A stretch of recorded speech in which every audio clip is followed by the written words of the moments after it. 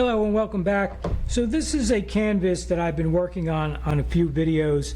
The first video I showed the difference between applying too much liquid white and just enough. And then I decided to show you what happens if you were to try to paint a tree on a canvas that has too much liquid white as compared to one that has just enough. So you can see the difference here. This is kind of a muddy tree. It was difficult to get the paint to stick to the canvas, whereas this side was a lot better. And I didn't spend a lot of time on these, but I just wanted to show you what the proper application of liquid white does to your success, or does for your success. So I had a gentleman reach out to me and ask about painting grass. So this is a good opportunity for me to show you. I have a fan brush here that's already has some paint on it from the pine tree and this grassy area. So painting grass, you can do this many ways. Let me show you a few ways on this side, maybe a bit on that side as well. So first, you can take the brush. If you have a nice contrast, a light background and a darker foreground, you can take the fan brush and just pull up like this on that edge and create some nice tall grasses by pulling up. So this is a brush stroke, and the base here you can pull these out. So what I did here was tap, so here you can tap this out and smooth it out. You can even pull these up further. If you want more distance, pulling them up like this will take them out of focus and make them softer. And then you can apply another layer in front of this.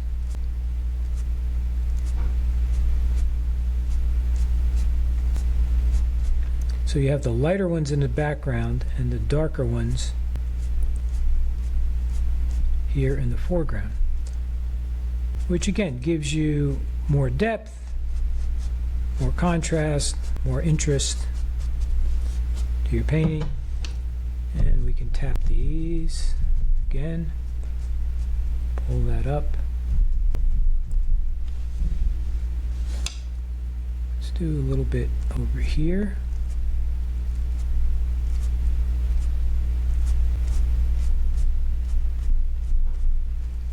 Something like this.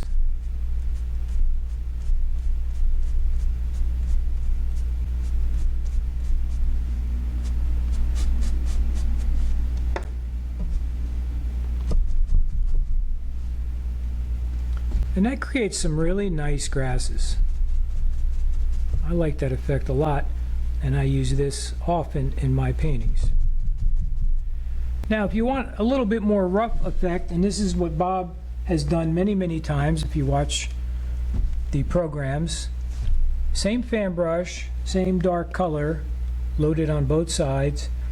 Bob pushes up like this and bends the brush and pushes rather hard. So you'll see him do this often, and this gives a much more textured look. Now if you do this and you like it, well then for sure keep it the way it is. But if you don't like it, you can then pull some of these up a little bit here and there just to knock out some of that heavy paint.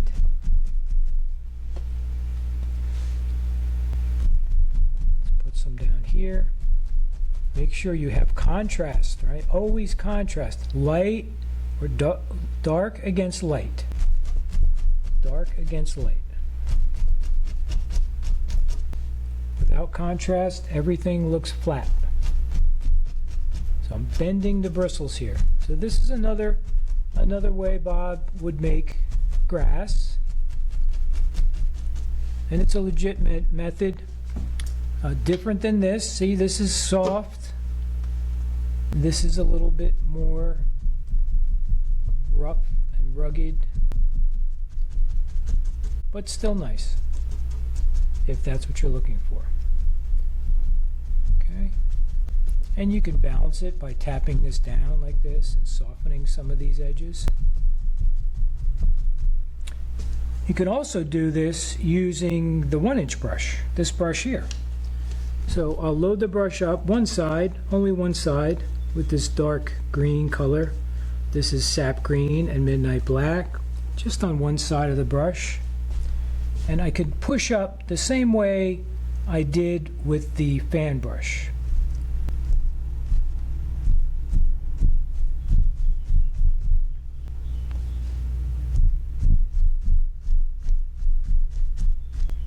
And the harder you push, the more leafy edges or grassy edges you get here.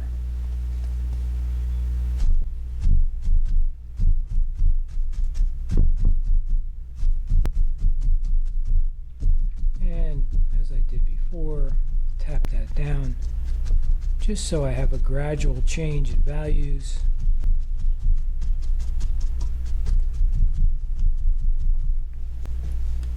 I'm not crazy about that edge back there, so I'm going to tap that to soften that edge and come back with my fan brush and drop it back in.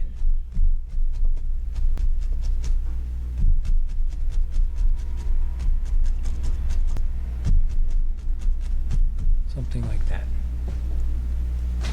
So there's a couple ways you could make grass. Now, how do you highlight the grass? So let's make this a little bit darker in here.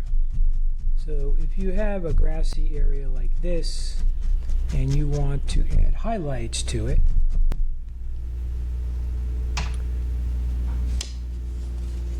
maybe I will do this side as well. And I'm just tapping some color, additional color down into here, just so you can see the change in contrast. Without the dark, you won't see the light. So we'll darken this up a bit through here. And every time I come back, I just tap a little bit on my paint and tap some through here. What I find often with my students is they will leave these edges. So let me show you. If I use some fresh paint and I put some dark here and dark here, you know, they will leave these edges very noticeable.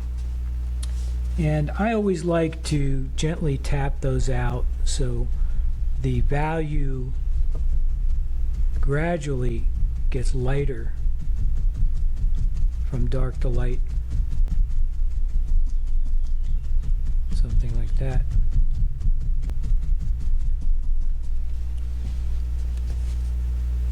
Now you see the difference. I much more prefer this side just because it's cleaner and softer, and you can see the lay of the land, the slope, the lights and darks. This is a little messy for my taste. I could come back in and tap some of this, something like this, to soften it a bit.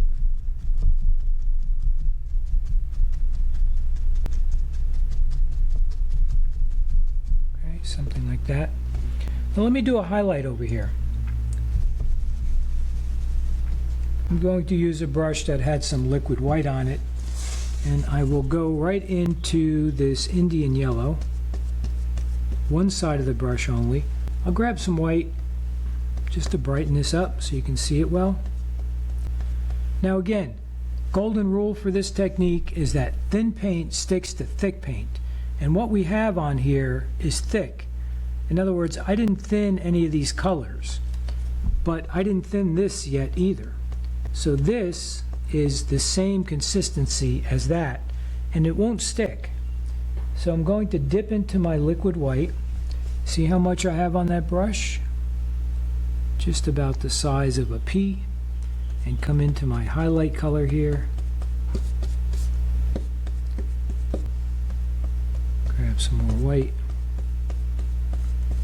Okay, tap this brush, get it open. Get that brush kind of open. here I just need to touch where I want the highlight. Touch, very light touch. You see my brush isn't even bending. The canvas is moving a bit, my loose canvas. Every time I come back here, I'm going to reload and tap to make sure this is open.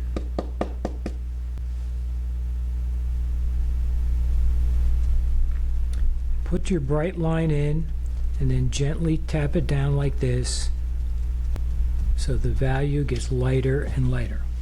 Now we're set up to put another layer. Put a little bit right there. And drop these highlights in as random as you can. Don't make stripes. I see that often as well. So I have a long one there. I have a short one here. Comes out this way. I have just a little bunch up here, not too much. Different shape, different direction. Perhaps there's a bit back here.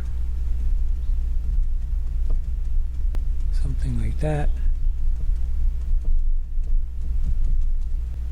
And that's how you highlight the grasses. You can see how random that pattern is. Maybe there's a bit here.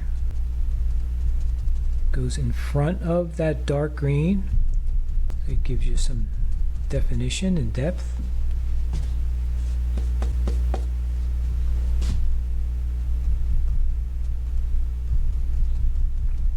Just here and there.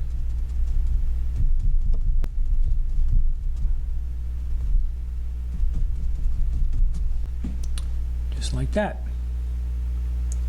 Now this side, if I stay with the same technique that I used, down here I could push the brush like this, push it up,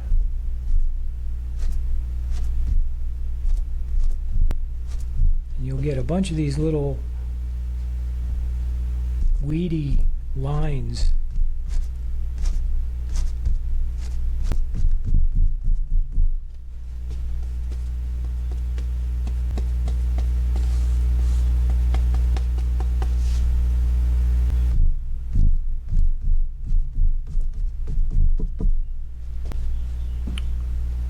I much prefer this. This is early Bob Ross in through here. This is later Bob Ross. This is more season, maybe, I'm not sure exactly, but maybe around season 6, 5, 6, 7. Bob began painting more softer like this, softer textures. Early on, he painted a lot like this. Let me see if I have enough yellow here on my palette to highlight with the fan brush. Highlight this in here. Same way we put it on, we highlight it. Push up, bend the bristles, push up.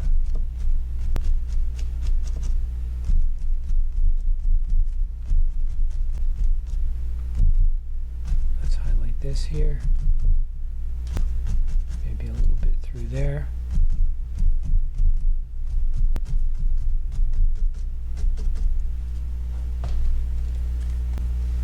And we definitely need something over here.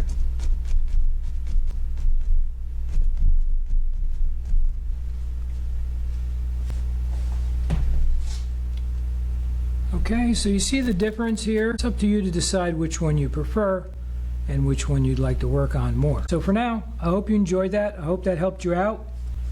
And we'll see you again on the next one. Bye-bye. If you watch this on YouTube, please subscribe, like, and click the bell to be notified when I post again.